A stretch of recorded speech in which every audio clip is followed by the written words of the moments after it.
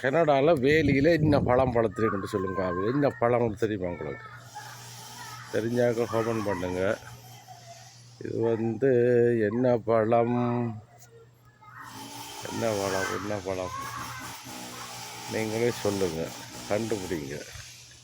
இந்த இதில்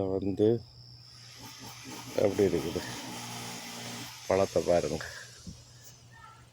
சாப்பிடலாமா தெரியல. இது இதுதான் கனடா வேலி. வேலியை பார்த்தீங்கள, கனடாவில் ஒரு வேலி அப்படி இருக்குது பார்த்தீங்களா? இந்த மரத்தை பார்த்தீங்களா அப்படி இருக்காண்டு. கனடாவில் வீடுகளெல்லாம் பார்த்தீங்களா, சின்ன சின்ன வீடுகள்.